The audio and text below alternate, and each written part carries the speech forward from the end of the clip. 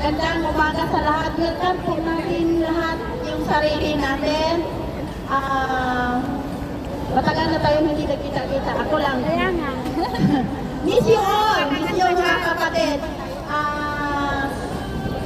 Welcome ko sa mga kapatid natin. Hindi ko kayo maisa-isa kasi marami na tayo, di ba? Pero pasalamat ako ni Lord kasi nakita tayo muli at saka pasalamat sa ating Panginoong Jesus. Welcome po natin yung preacher natin, si Pastor Jocelyn. Nakalimutan ka pala. Welcome po natin yung bago nating kapatid, si Janet. Si Janet, kababayan ko, taga Davao. Invite ni Joanne. Pasalamat. Joanne, thank you so much sa imong pag-invite sa kay Janet. At Janet, welcome ka sa amin dito. Kung saan natin ba? Masaya. Kung Sandra. Kung saan ako ipugos. Ay, pugos. Ayaw na pagpugos. Dili na ka, Day. Enjoy dili, Day. Kaya sawato ka sa lalim. Welcome po natin sa... Nalimutan ko pala. Happy birthday, Pastora! Ay, happy birthday, Hindi ko Pastora. nag-pasensya na kayo. Hindi ako nag-messenger. Wala akong FB. Wala akong...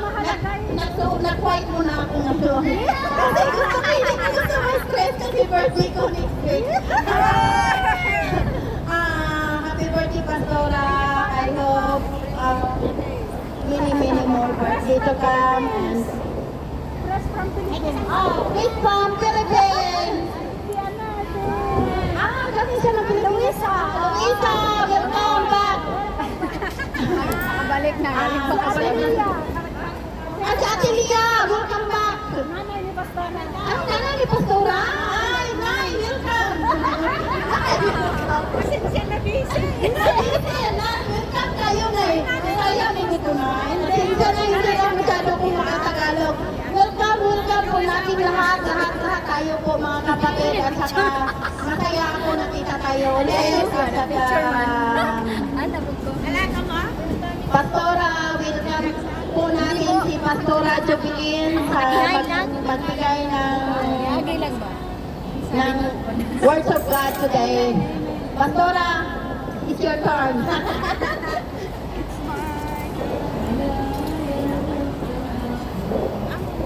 Hindi, dumaan lang siya. Nag-picture kasi siya, gumanon ako. Feeling close. Para maganda sa buhay. Ay, buti daw nakaabot siya.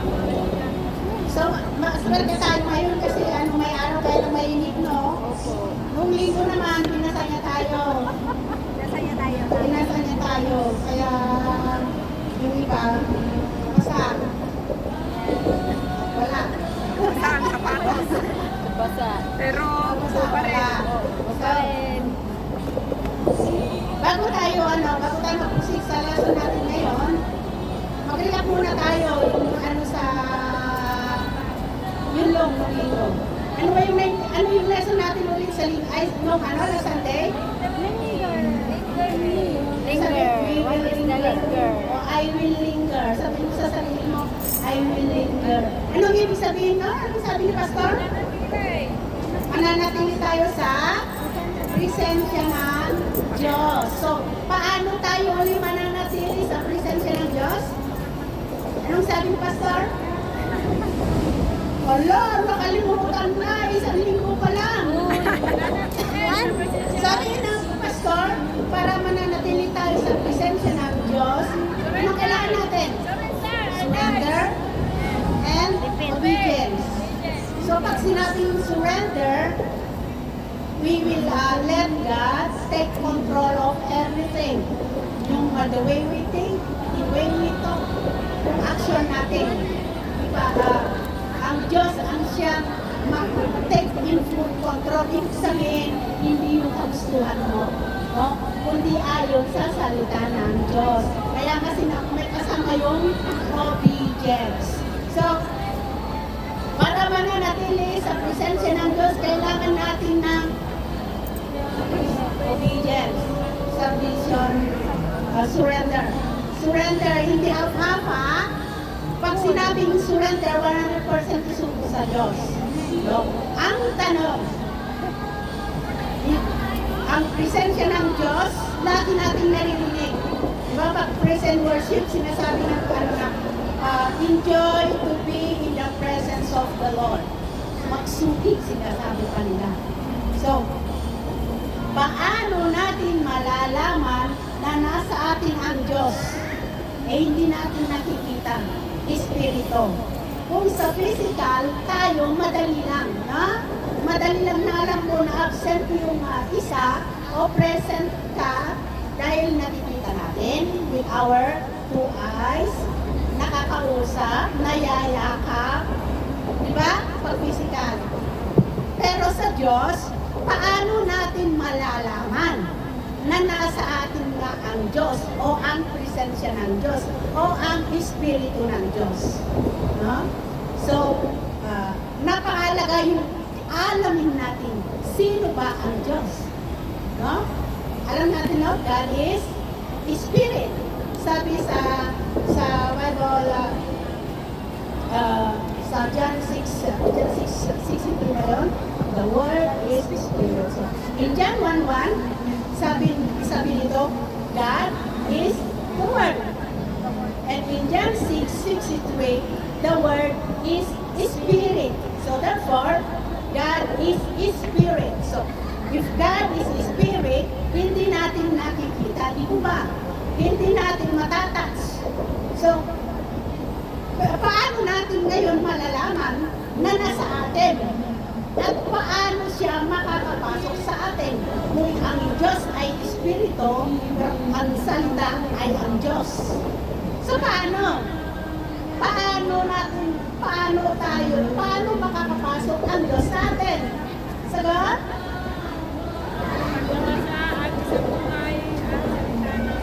Balikan natin. The Word is God. God is Spirit. The Word is Spirit. So, kung ang Diyos ay salita, paano makakapasok yung salita sa atin?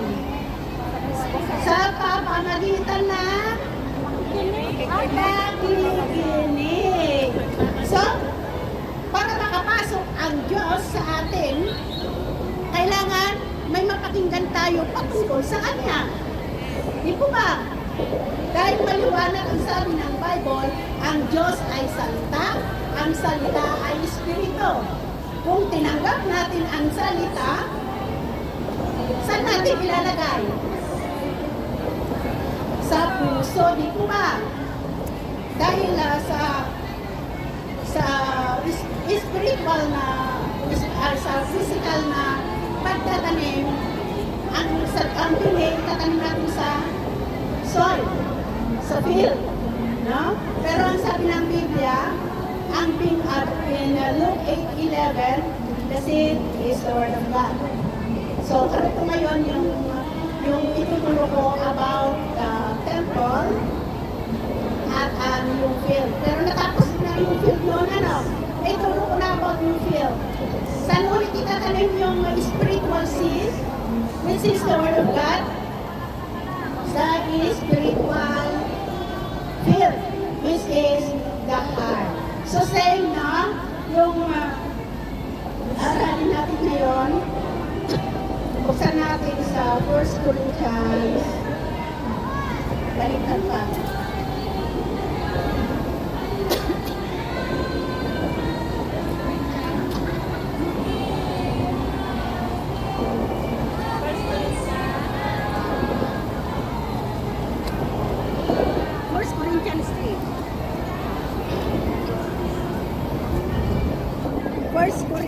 First Corinthians 3:9 and then 16 and 17. Ang pamagat ng ating mensahe ngayon, building a beautiful and holy temple.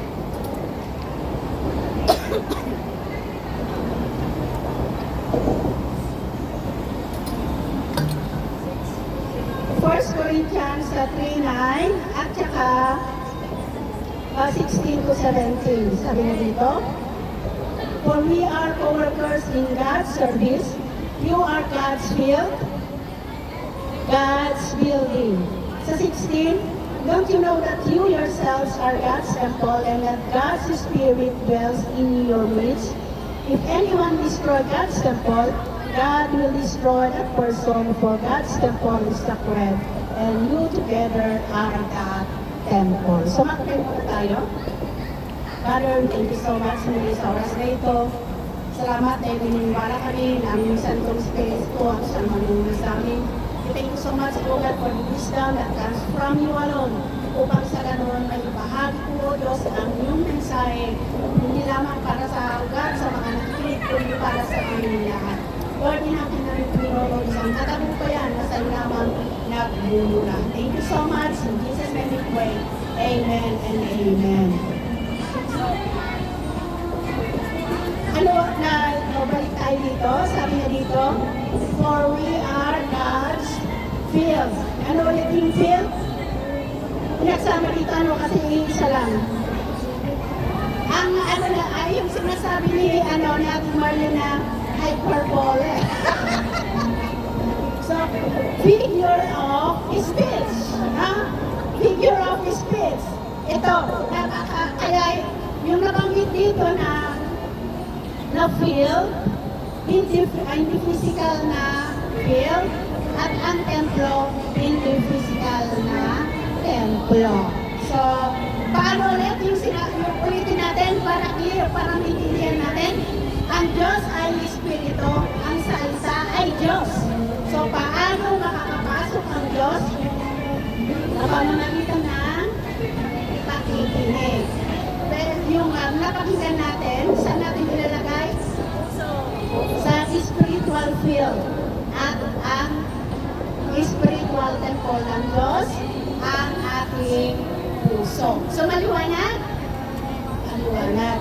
So, ngayon, kung ang spiritual temple ay tayo, so aral natin. Building a beautiful and holy temple.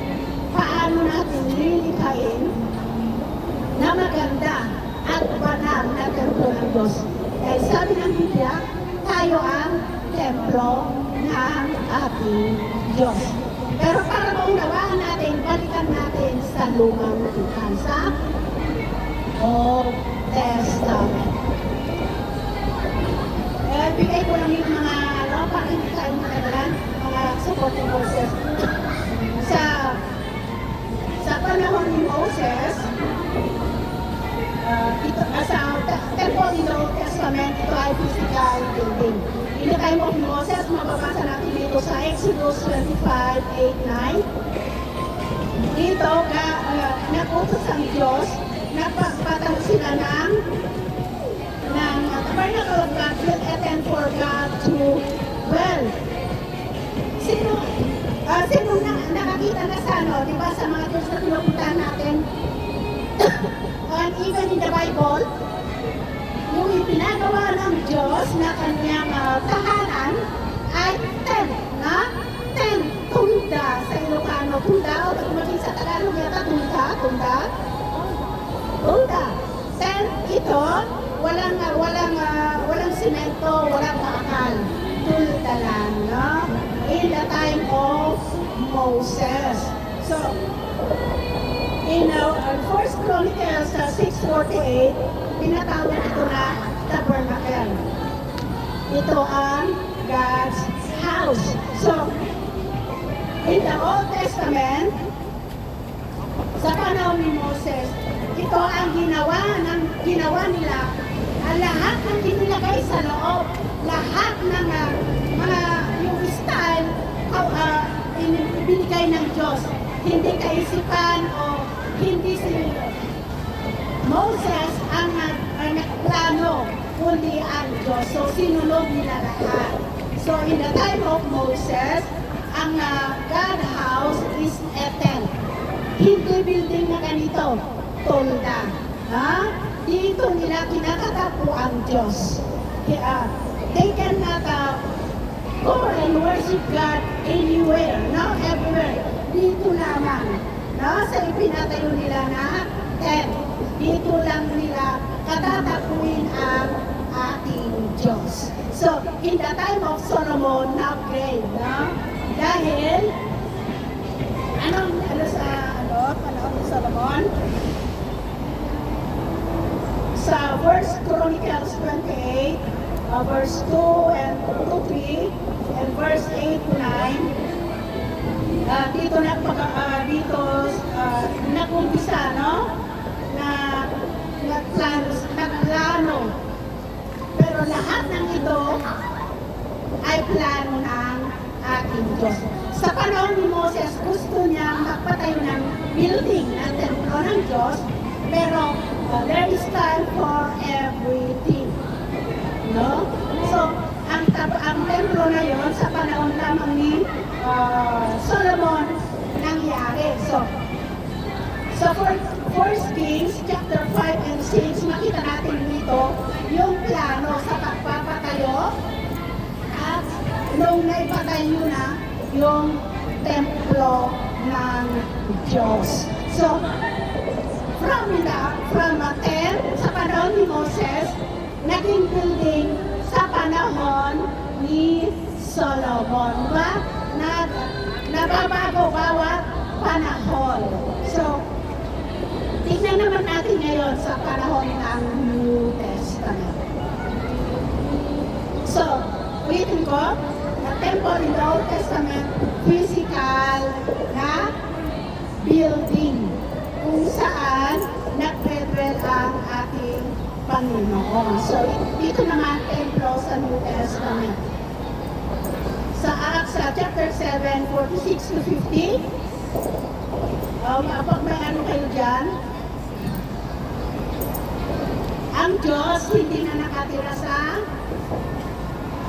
physical na building.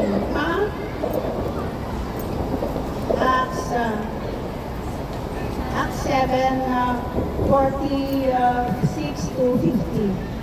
46 to 50.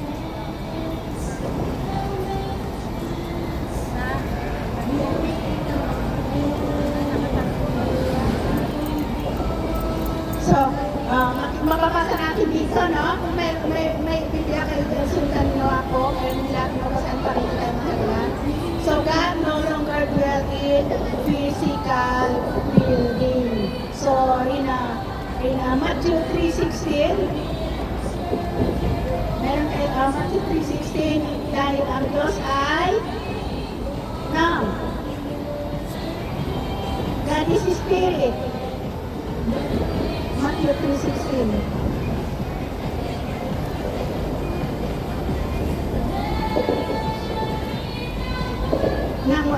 Ito yung nabautismuhan si Jesus. As soon as Jesus was baptized, he went up out of the water. At that moment, heaven was open and he saw the Spirit of God descending like a dove and alighting on him. So,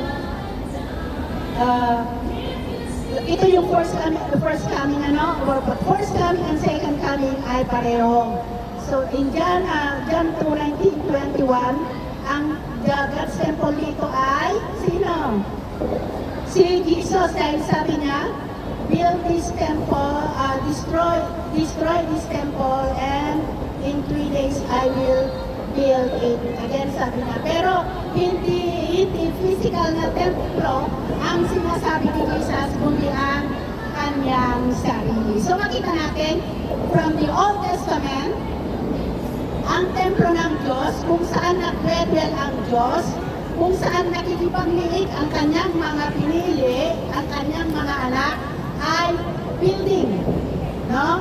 So in the New Testament, sa panahon ni Kristo, sino ang templo? Si Jesus. No? Dahil, mabasa natin sa nung nabautismuhan si Jesus, the Spirit of God descend from heaven, ibig sabihin from God, yung Spirit ni God, He works through Jesus. Na ang Espiritu ng Diyos ay nakay Jesus. So ang templo sa panahon ni Jesus, in the New Testament ay si Jesus mismo. Diba sabi niya, sirain nyo ang templong ito, and in 3 days I will build it again. Pero ang tinutukan niya rito ay ang sarili. Di ba after 3 days, He rose again, nag-resurrect si Yeso Cristo. So, hindi building ang sinasabi niya, kundi siya mismo. Paano siya naging templo? Dahil ang Espiritu ng Diyos is in Jesus. Nagtatrabaho ang Diyos na sa Kanya. So sabi niya, lahat ng Kanyang ginagawa, sinasabi ay anak sa Diyos nagmumura, di ba? Kung ano yung ginagawa, kung ano yung sinasabi, dahil yun ang kalooban ng Diyos Ama. Yun ang nakikita yung ginagawa ng Ama, ipinagpagawa ng ating Diyos Ama. So, from building, physical building na templo ng Diyos, doon lang makikipagtagpo, makikipagniig ang kanyang mga pinili to Jesus. And in our time, maswerte tayo, no? Dahil kahit wala tayo sa building, nasa labas tayo. Sabi niya dito sa main reference natin, tayo ang templo ng Diyos. We are the dwelling place of God. So, kahit saan tayo, kahit nasa kuweba, nasa loob ng nasa ilalim ng tubig, we can talk to God. We can communicate to God because God is in us. God is with us. So, noon hindi ko maintindihan kung ano itong presence ng Diyos. Ang alam ko, feelings and emotion. So, sa praise and worship, pag hindi ko nararamdaman na naiiyak ako, hindi ako nagkaganon-ganon, hindi ako nag-slay, hindi ako nag-speak in tongues, hindi ako naglulog, nagpapasayos dyan. Ang alam ko, walang presence ng Diyos sa akin. Dahil hindi, kahit ang tagal ko nasa sa church, sinasabi nila suking-suking. Mag-enjoy tayo sa presence ng Diyos. So, ang itinuturo ko naman noon about the Spirit is parang yung empty glass, bubuhusan mo yun ng, i-refill mo ng tubig. So, parang tayo yung glass. So, ang understanding ko is parang feeling nga, no? Emotion. Parang ibubuhos sa'yo. No? Pero, hindi yun yung main, no? Dahil ang Espiritu ng Diyos, anong sabi ng Biblia? Ang salita ay Diyos, ang salita ay Espiritu. Therefore, paano tayo mapuspos? Sa pamamagitan ng pag-iyak-iyak, paglulupasay, pag-speaking in tongues, pagkikinig ng salita ng Diyos. Pero hindi lang basta pakikinig. Anong sabi ni Pastor? So, kaya nga ang ano ko dito is building a beautiful and holy temple. Sa nakikita natin ngayon, sa physical na building, pagandahan, di po ba? No? Palakihan. Yung yung ilaw nila, parang squad. Ang lalakas ng instrument, hindi mo na marinig yung lyrics ng kanta. Kasi ganun na yung ginagawa nila ngayon. Pero may mga churches katulad ng Iglesia, Jehovah's Witnesses, pati yung mga Baptist, kasi solemn. No?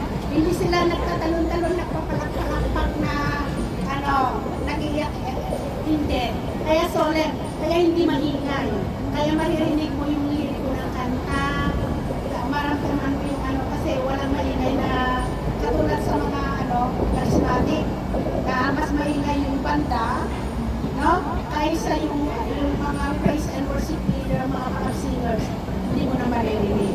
So, kung sa physical building, pagandahan, tayong na templo ng Diyos ngayon, building, ano ang gagawin natin para maging maganda at banal na tahanan ng Diyos.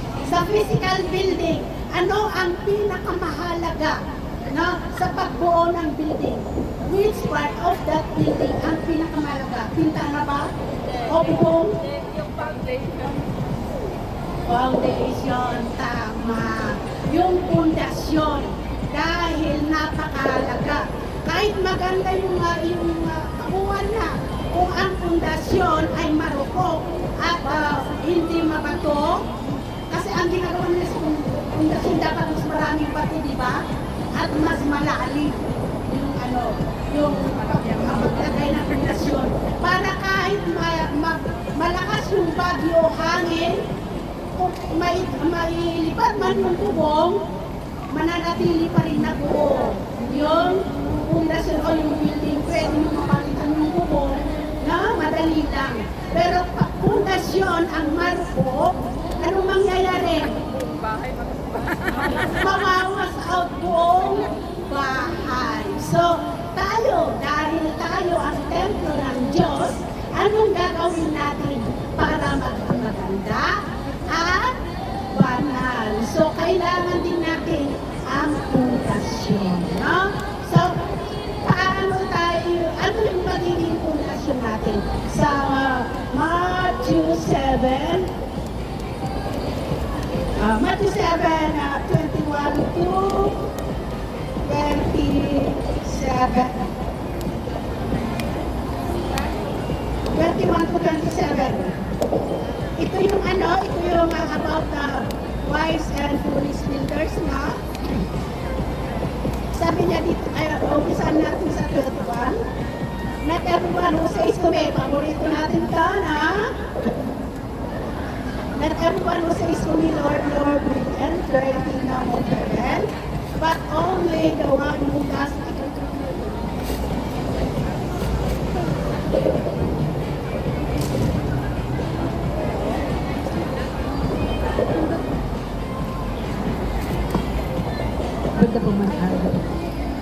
Ulitin natin, Matthew 7, 21 to 27. Not everyone who says to me, Lord, Lord, will enter the kingdom of heaven, but only the one who does the will of my Father who is in heaven. Many will say to me on that day, Lord, Lord, did we not prophesy in your name, and in your name drive out demons, and in your name perform many miracles? Then I will tell them plainly, I never knew you. Away from me, you evil doers. So, sinang tinutukoy ng Diyos dito? Ang mga unbelievers ba? Mga believers. So, take note, not because we go to church, not because we belong to a church, ay may assurance na makakapasok tayo sa kaharian ng ating Diyos. Tingnan natin, dito, no? Nagpo-prophesy pa sila, nag-drive out sila ng demons, nagpo-perform sila ng miracles. Pero ang sabi ng Diyos, hindi ko kayo kilala. Away from me, evil doers. Bakit kaya? So, sabi niya dito sa 24, therefore everyone who hears these words of mine and puts them into practice is like a wise man who built his house on the rock. The rain came down, the streets rose, and the winds blew and beat against that house, yet it did not fall because it had its foundation on the rock. But everyone who hears these words of mine and does not put them into practice is like a foolish man who built his house on sand. The rain came down, the streets rose, and the winds blow and beat against that house, and it fell with a great crash. So, sabi dito sa text natin, we are God's temple. We are the dwelling place of God. So, para maging maganda at maging banal, sabi niya dito, anong gagawin natin?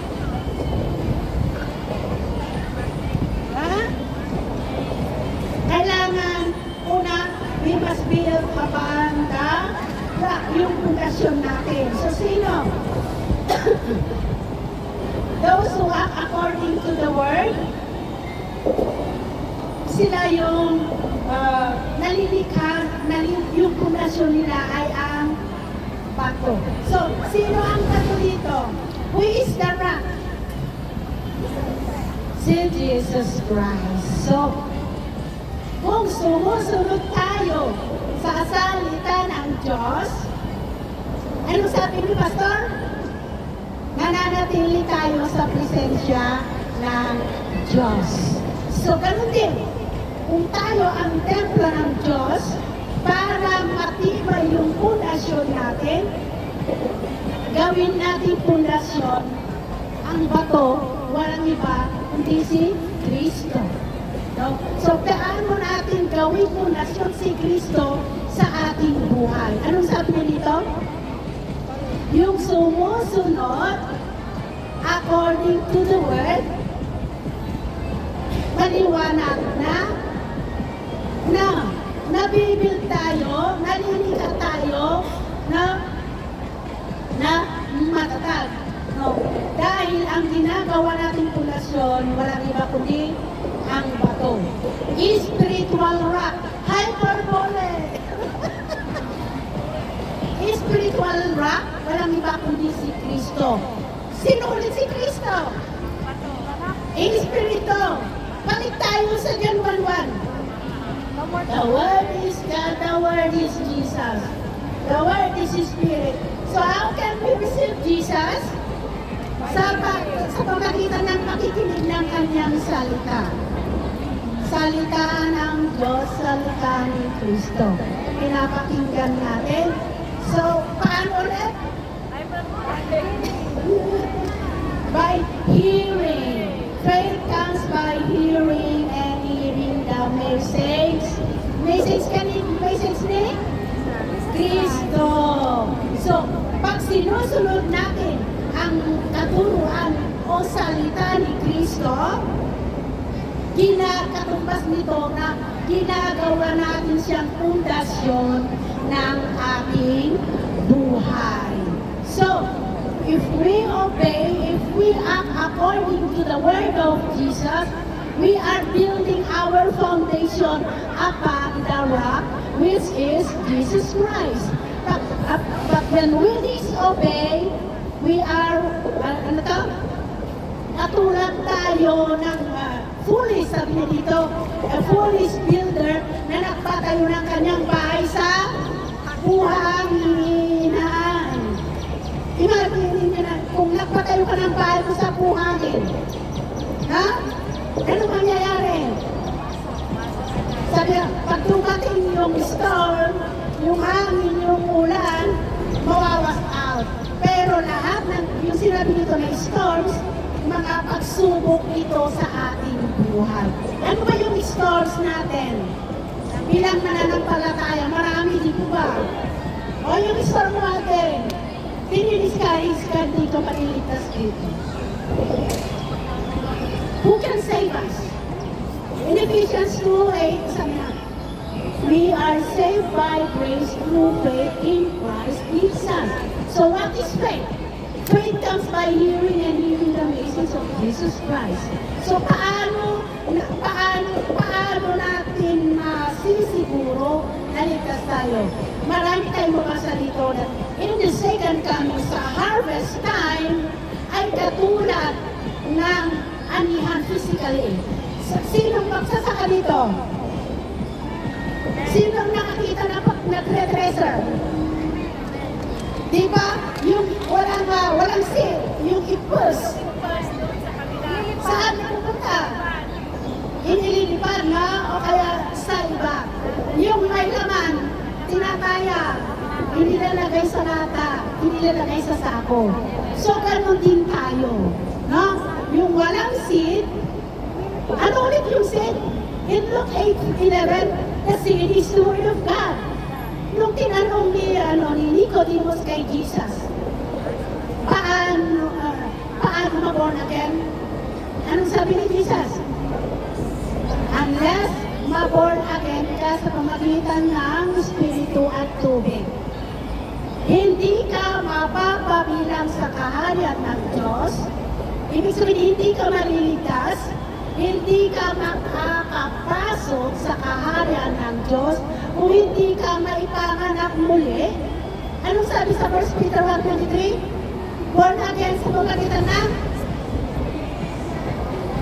living and enduring Word of God. Bakit paulit-ulit na sinasabi natin truth? Dahil marami nagtuturo ng half-truth, half-lies. So, ang templo, ang physical na building, yes, maganda yung may physical building tayo, may aircon, pwede kang matulog, nakaupo kahit may nag-privilege yung picture. Lalo na pag may sandalan yung upuan, ang sarap kaya matulog. Gustong-gusto ko sa likod. Naka-sunglass ka, anti-barka, yung dark para hindi makita na nakapigit ka. Dahil ang sarap na, kasi ganon. Ang akala mo, nasa building ka, nasa loob ka, nakatulog, ligtas ka. No? Pero ano yung sukatan sa salvation natin? Yung faith natin. Faith na hindi faith. Faith natin. So kung sa physical, inihangin ang second coming, anihan in the second coming, ay katulad ng harvesting, no, sa physical, na ang iba matitira sa field at masusunog, ang may binhi. Ibig sabihin, may seed of God in you, in us, dahil yun ang titignan ni Kristo. Anong binhi meron sa'yo? Meron ka bang binhi ng Diyos? O binhi ng half-half? Kung ang ituturo natin ay maliligtas ka kung titers ka, maliligtas ka kung ganito ka, hindi. No? So kaya nga, ang lagi, bakit nag-ano kayo siguro, bakit lagi namin pinapaalala about salvation, o paano tayo mamold, paano tayo maging maganda na templo ng Diyos at banal na templo ng Diyos, dahil ito ang napakahalaga. No? Hindi dahil, not because pumasok ka sa isang building, ligtas ka na. Kahit nandito tayo sa labas, naiinitan, kinakagat ng anit-anit yan. No? But, what we are preaching, kung ang ipinapakain namin sa inyo, ay buhay na salita ng Diyos. Ang katotohanan, walang halo na false lies, false truth, half truth, half lies, then may assurance kayo na makakapasok. Take note, salvation is not only one day.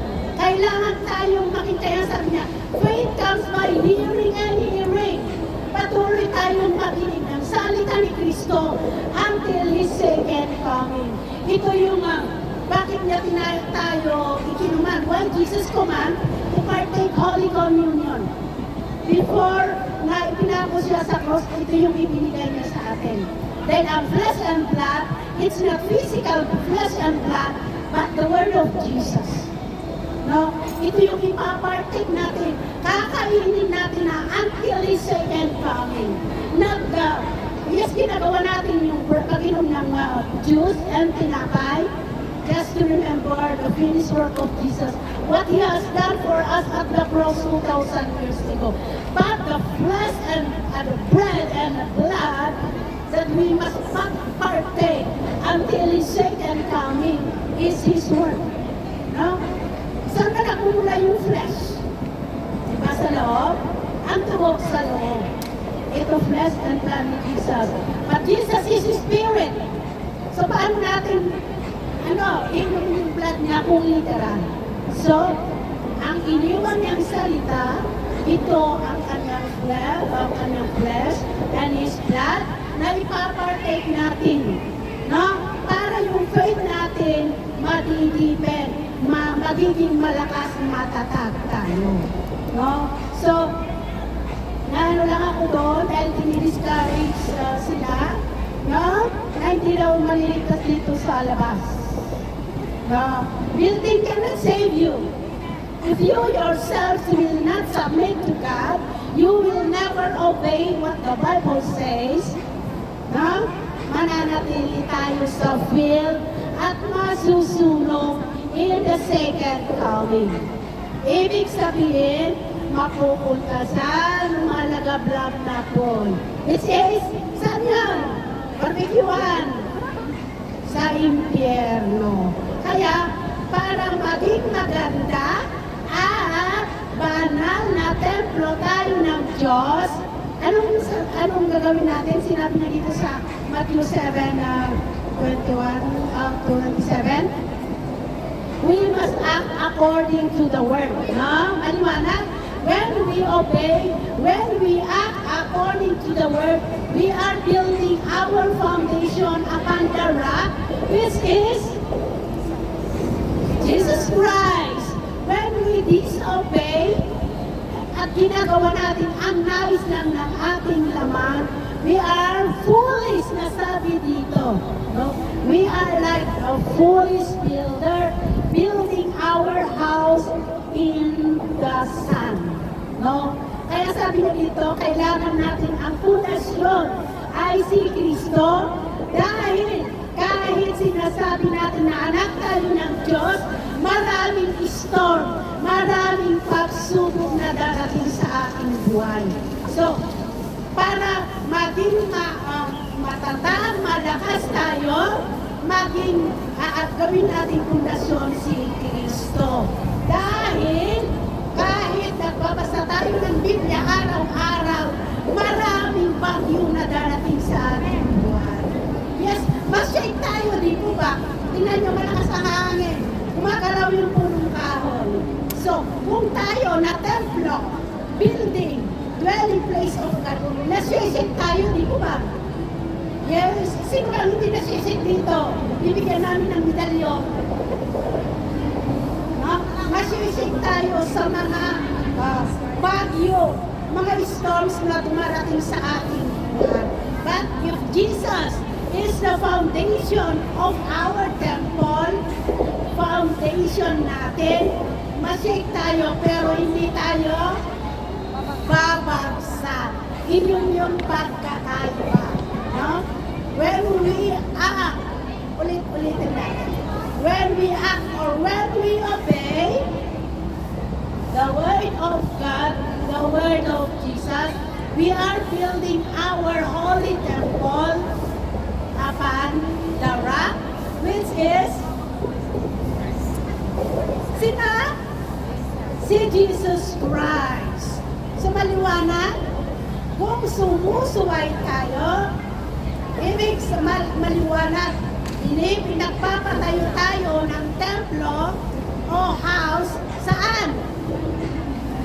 Kadaratan. So, pag yung kadaratan sa buhangin, konti lang, di ba may yanod, madaling ma-shake, madaling ma-wash out. No? Ang rock ba, pag malakas yung tubig, pag malaki yung rock, naianod ba? Ha? Nananatili doon, di ba? So, ganun tayo. Marami man tayong storm sa buhay. Hampasin man tayo ng malakas na alon. Kung ang pundasyon natin si Kristo, no? Nakatayo ka pa rin, di ba ba? No? Iiyak ka, yes. Masasaktan ka, yes. Dahil hindi man lang tayo patay. Pero saglit lang yun. No? Dahil ang pundasyon ng ating pananampalataya ay iba kundi si Kristo. Ikaw, paano tayo mananatili sa presensya ng Diyos? Na?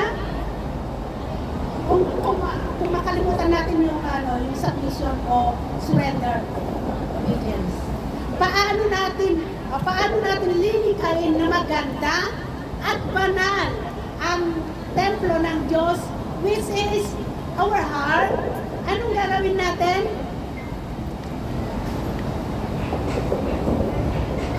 According to the word. Obedience. Paulit-ulit po. Paulit-ulit. We want to be saved. We want the assurance of salvation. Anong gagawin natin? Okay. Pare-pareho lang. We want to be in the presence of God. Anong gagawin natin? Obey. Kasi kung sumusunod tayo, ibig sabihin, ang salita ng Diyos, ang Espiritu ng Diyos na nasa atin, nagtratrabaho. No? Dahil nagwo-work yung Holy Spirit ng Diyos sa atin. So therefore, maliwanag na nasa atin ang presensya ng Diyos. Nasa atin ang Diyos. Ang Espiritu ng Diyos ang nagko-control sa'yo. But when we go against the Word of God, when we go against the Spirit of God, lumalayo tayo sa presensya ng Diyos. Dahil ang naghahari ay ang iyong laman. Ang flesh gives birth to flesh. The Spirit of God gives birth to Spirit. Ano yung fruit ng Spirit led? Galatians 4:22. Can you read? Okay, yun siya. No? Ulitin natin para clear. Para maging maganda at banal na templo tayo ng Diyos, act according to the Word. No? Katumbas ng building upon the rock, yung foundation ng ating templo, ng faith natin. So, ganun din sa presensya ng Diyos. So, kahit nag-worship tayo ng ilang oras, nagmamakawan na, Lord, come Holy Spirit, I need you. Without the word and without obedience, no use. Saglit lang yun na maramdaman mo. Dahil ako ganun. Walang transformation. Nananatili ako na bulag. Bulag na guide. Iginagayad ko yung mga yung tinuturo ko. So, ang guide ay bulag. Yung ginagayad niya, pare-pareho kayo mapupunta sa pit. No? Which is hell.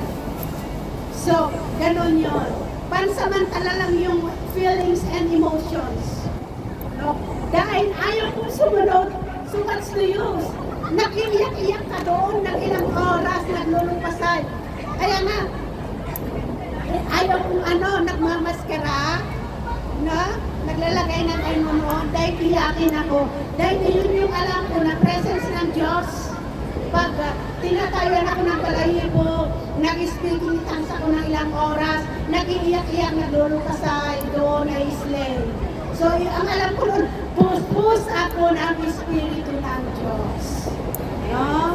So, wala pala. Pag tumayo na ako, parang feeling ko wala na yung presence ng Diyos.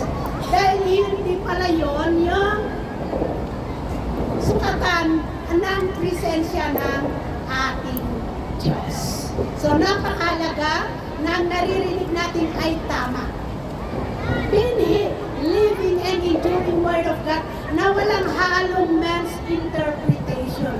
Bakit nagiging mali? Bible naman nila kinukuha. Commentaries po.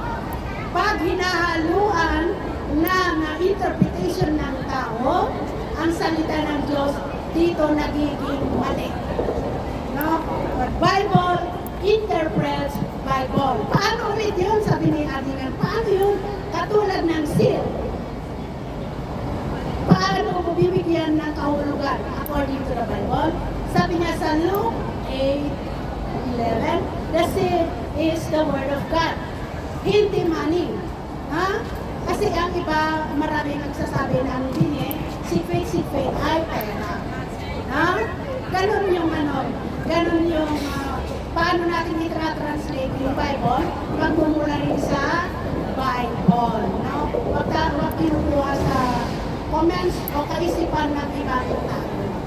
Kaya, yung salvation natin, napakahalaga na ma-discern natin kung kanino binhi, kung ano yung salita na tinatanggap ko. Katotohanan ba? Or half lies, half truth? Ulitin, pag yung binasa natin dito, mga Kristiyano, nagkakasaot sila ng demons. They are performing signs, wonders, and miracles. Pero ano sabi ng Diyos? Anong sabi niya dito? Hindi lahat na tumatawag ng Lord, Lord ay makakapasok sa kanyang kahalan. So not because we are performing signs, wonders, and miracles, 100% na yung assurance na makakapasok tayo. Kaya pag buhay pa tayo, hindi pa dumarating yung second coming ni Kristo, magpatuloy tayo na makinig ng salita ng Diyos. Higit sa lahat, sundin natin, obey. So, paano, di ba marami tayong karumihan? Marami tayong sa ating puso. Sa 1 Peter 1:22 sabi na dito, sa pagsunod natin sa katotohanan, which is the Word of God, purifies our heart. No? Lahat tayo nagkakasala. Lahat tayo walang hindi. No? Pero para ma-purify o para maging magandang templo tayo, para malikha na magandang templo tayo ng Diyos, anong sabi niya dito sa 1 Peter 1:22? Obeying the truth. No? Katumbas na. Sa pagsunod natin sa katotohanan, katumbas na to ng purifying, paglilinis ng ating puso na templo ng ating Diyos. Tandaan natin, ang puso na marumi, hindi mananatili ang Diyos. No? Nabasa niyo yung yung pagpasok ni Kristo sa simbahan na maraming mga nagtitinda doon. Anong ginawa ni Kristo? Binasak, itinapon. Ganon din tayo ngayon. We are so blessed, di po ba? Napaka-blessed tayo. Dahil di na natin kailangan pumunta sa building, sa church, para makausap ang Diyos. Sila noon, may place lang. Hindi sa kung anywhere. Pupunta sila sa building na yon na ipinagawa ng Diyos para makausap nila ang Diyos. But for us, we are so blessed. Dahil tayo mismo ang templo ng Diyos, para mananatili ang Diyos sa ating puso, kailangan malinis din ang ating puso. Malinis ang templo ng Diyos. Dahil kung marumi, hindi mananatili dyan. No? Masusuffocate ang Diyos. So, ulitin natin, paano maging maganda at banal na templo ng Diyos? Sa 1 Peter 1:22, sa pagsunod. Obedience purify our heart. So, paano maging maganda at banal ang tahanan ng Diyos? Anong gawin natin? Obedience! Act according to the Word. So, paulit-ulit mo. If you want to enter the kingdom of heaven, you want to be born again, anong kailangan mo? Salita ng Diyos. Sundin ang salita ng Diyos. So, pare-pareho, no? Hindi nawawala yung pagsunod dahil napakahalaga. Naintindihan natin? Ha? Tayo ang templo ng Diyos para maganda at banal. Anong gagawin natin? Obey, act according to the Word. Para manatili tayo sa presensya ng Diyos at manatili ang Diyos sa atin. Anong gagawin natin? Obey! Obey! Pare-pareho lang. So the Bible and the Word are the blueprint and material for God's temple. Ulitin ko, ang Biblia at ang salita ng Diyos, ito yung blueprint. Pag sinabing blueprint, paggagawa ka ng building, di ba may blueprint? Yun ang sinusunod mo, di po ba? So, ito, ang salita ng Diyos ay ang blueprint and material para mabuo yung templo ng ating Diyos. So, conclusion tayo. The true God's temple is not a building but our heart. And it can be built with, yung pinakita ko kanina ng blueprint, God's Word. For the temple of our heart to be beautiful and strong, we need to understand the word and put it into practice accordingly. Ito yung sinasabi natin na according to the word or pagsunod. So, maliwanag mga ading? Rika, parang hindi natin makalimutan. To be in the presence of God, anong gagawin natin? According to the word. Yes, obey. Para maganda at banal ang templo ng Diyos. This is our heart. Anong gagawin natin? Obey. Obey. Act according to the word. So lahat, hindi nawawala ang obedience. No? Dahil, once we disobey, lumalayo tayo sa Diyos. Hindi ang Diyos ang lumalayo. Tayo. Ang Diyos nandyan lang. So, once, ulitin natin, when we obey God's word, we are in the presence. When we disobey, we are umaalis. Tayo ang umaalis. Tayo ang lumalayo. So, sinasabi natin, pakiramdam ko wala ang Diyos, hindi ko nararamdaman ang presensya ng Diyos. Tanungin mo ang sarili mo. Are you obeying God? If yes, then ito yung patunay na nasa iyo ang Diyos. Once you disobey God, ito yung proof na wala ka sa presensya ng Diyos. Anong presence nasa iyo kung nagdi-disobey ka? Sinasalungat mong salita ng Diyos. Sino? Si Satanas. Dalawang espiritu kasi. God's spirit. When we obey God, Spirit of God is in us. God is in us. When we disobey God, Satan spirit is in us. Kaya dalawa. No? Kaya madali lang. Madali na ma-distinguish. Anong espiritu nananahan sa templo? Na? Sa puso mo. We can kaya natin na i-ano yung sarili natin. Madali lang, di ba? So, pag sinasabi mo, malayo ang Diyos sa akin, tingnan mo ang sarili mo. Sumusunod ka ba? Sinasalungan mo ba ang kanyang salita? If yes, then, ang espiritu nasa iyo ay si Satanas. Kung punong-puno ka ng hatred, anger, unforgiveness, jealousy, inggit, ano pa?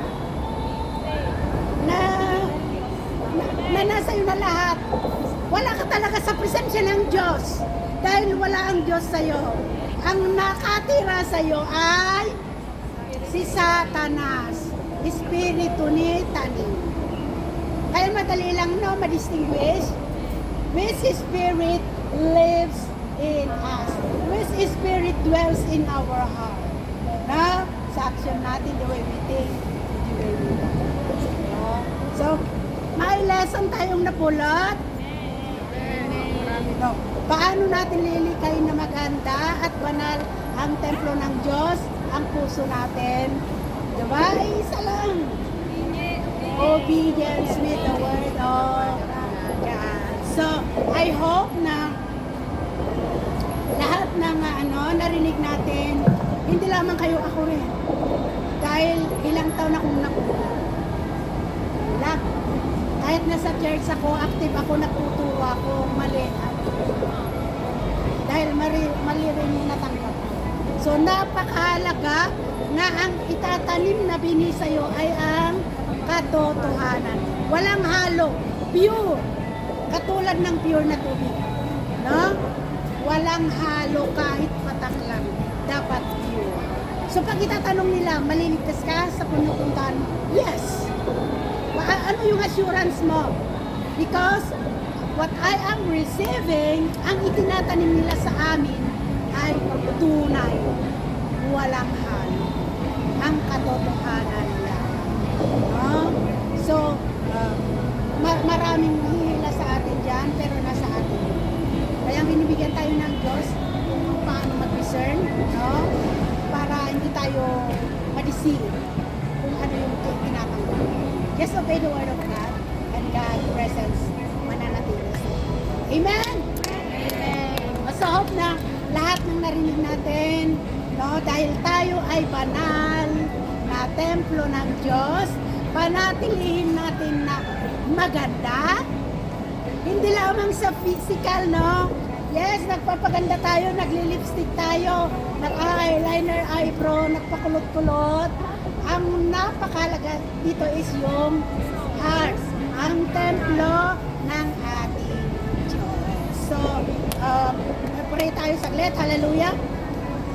Father, we thank you so much for the message that we heard today. Yes, oh God, muli pinaalala mo sa amin that we are your holy temple. At kailangan na maging maganda at banal at malilika lamang ito sa pamamagitan ng pagsunod sa iyong salita. Kaya tulungan mo kami, Panginoon, sa pamamagitan ng mga anghel mo upang sa ganon malikha kami according to your will, according to your word. We need your guidance, O Lord.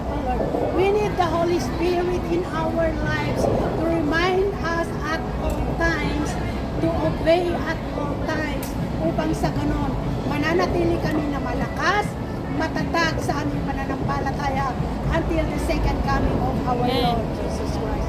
Thank you so much, O God, for your message for us today. In Jesus' name we pray. Amen. Amen.